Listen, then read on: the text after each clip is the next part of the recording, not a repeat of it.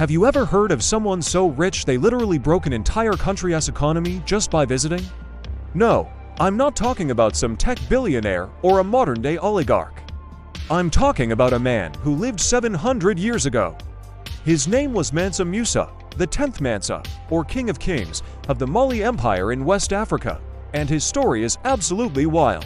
Let's set the scene. It's the early 14th century. Europe is struggling through the Middle Ages, but in West Africa, the Mali Empire is flourishing. It's a vast kingdom, rich in resources that the rest of the world desperately wanted, especially to things, salt and gold.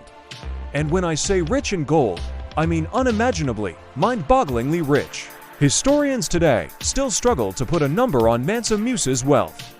Some estimate it would be the equivalent of over $400 billion today, making him the wealthiest individual in all of human history.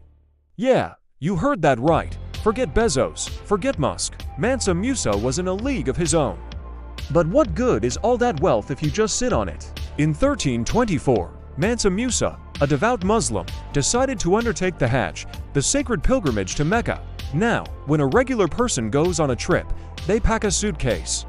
When the richest man in history goes on a trip, he takes a city with him. His caravan was legendary. We're talking about a procession that stretched as far as the eye could see. It included 60,000 men, all dressed in fine silk.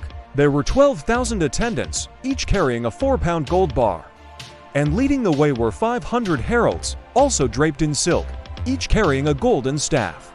But the real showstoppers were the camels, 80 to 100 camels, each loaded with up to 300 pounds of pure gold dust. It was less a pilgrimage and more a traveling spectacle of wealth.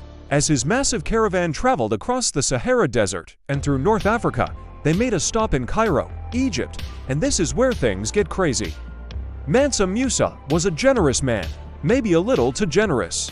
He started giving away gold to everyone he met. He gave gold to the poor on the streets. He showered government officials with golden gifts. He spent so much gold buying souvenirs and giving handouts that he single-handedly flooded the market. Think of it like this: if you suddenly printed trillions of new dollars and gave them away, the value of each dollar would plummet. That's exactly what happened with gold in Cairo. Mansa Musa gave away so much of it that its value crashed. It took the Egyptian economy over a decade to recover from his visit. He literally broke their economy with his generosity. But his journey wasn't just about showing off his wealth. It was a brilliant piece of international public relations. Before his Hajj, not many people in Europe or the Middle East knew about the Mali Empire. After his trip, everyone knew. Maps started appearing in Europe with a new figure on them, a majestic African king, sitting on a golden throne, holding a massive gold nugget.